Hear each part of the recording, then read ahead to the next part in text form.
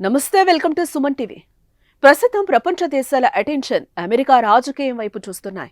America అధ్యక్ష ఎన్నికలు సమీపిస్తున్న కొద్దీ డెమోక్రాట్లలో ఆందోళనలు పెరుగుతున్నాయి. రిపబ్లికన్ అభ్యర్థి డొనాల్డ్ ట్రంప్ పై మొన్న జరిగిన తుపాకీ దాడితో ఆదరణ విపరీతంగా పెరిగిందని సర్వేలు చెప్తున్నాయి. మరోవైపు అధికార పార్టీ అభ్యర్థి జో బైడెన్ పై సొంత పార్టీలోనే ఆదరణ కరువవుతోంది. ఇటీవలే అధ్యక్ష అభ్యర్థుల మధ్య జరిగిన డిబేట్లో జో బైడెన్ తడబట్టం డెమోక్రాట్లను కలవరపరుస్తోంది. ఈ మేరకు అధ్యక్షుడు జో బైడెన్ కీలక ప్రకటన చేశారు. అధ్యక్ష రేసులో బైడెన్ పరిస్థితి దీంతో ముడిపడి ఉన్న డెమోక్రాటిక్ పార్టీ భవిష్యత్ ఆధారపడి ఉన్న నేపథ్యంలో బైడెన్ చేసిన వ్యాఖ్యలు మరోసారి రాజకీయ చర్చకు దారితీశాయి.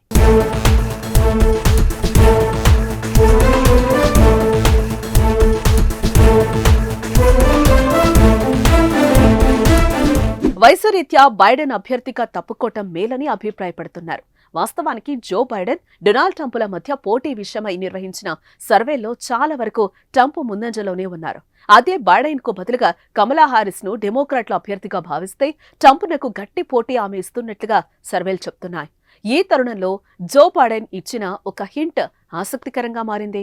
అమెరికా అధ్యక్ష ఎన్నికల నుంచి జో బైడెన్ తప్పుకోవాలనే డిమాండ్ వస్తున్న వేళ యుఎస్ ఉపాధ్యక్షురాలు కమలా హారిస్ అధ్యక్ష పదవికి అర్హురాలు అంటూ బైడెన్ కామెంట్స్ చేయటం ఆసక్తికరంగా మారింది. దీంతో అధ్యక్ష రేసు నుంచి బైడెన్ తప్పుకుంటున్నారనే చర్చ మొదలైంది.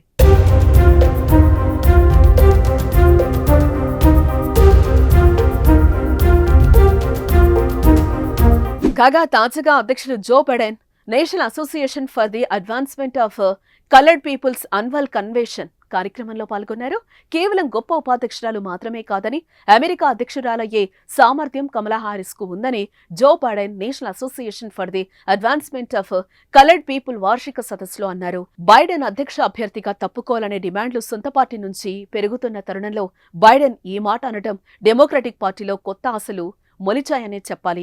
కమలా హారిస్ గొప్ప ఉపాధ్యక్షురాలే కాదు, ఆమె అమెరికా అధ్యక్ష పదవికి సమర్థురాలని బైడెన్ పేర్కొన్నారు. అయితే అదే సందర్భంలో తాను అధ్యక్ష అభ్యర్థిగా వెనుదిరగబోనని నిర్ణయాన్ని కూడా రూఢిగా చెప్పారు. తాను రెండోసారి అధ్యక్షుడిగా ఎన్నికయ్యాక తొలి 100 రోజుల్లో చేపట్టే ప్రణాళికలను ఇప్పటికే రూపొందించుకున్నట్టు బైడెన్ తెలిపారు.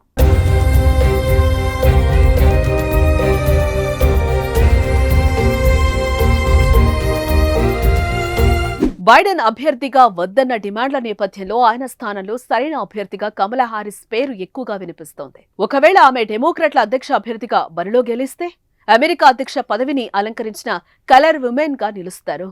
డొనాల్డ్ ట్రంప్ ను ఎదుర్కొనే నాయకురాలిగా ఆమెనే కనిపిస్తున్నారు. ఇప్పటికే ట్రంప్ రన్నింగ్ మేట్ జోడీ వాన్స్ తో సంవాదానికి సంసిద్ధతను కమలా హారిస్ ప్రకటించారు. మరోవైపు అంతకుముందు కూడా కమలా హారిసే డెమోక్రటిక్ పార్టీకి భవిష్యత్ అని వైట్ హౌస్ వర్గాలు తెలిపాయి. ఇదిలా ఉండగా ఇటీవల ట్రంప్ తో భేటీ సందర్భంగా బైడెన్ తేలిపోయారు. దీంతో బైడెన్ అమెరికా అధ్యక్ష రేసు నుంచి తప్పుకోవాలని డెమోక్రాటిక్ పార్టీలోనే కొందరు నేతలు కామెంట్స్ చేశారు.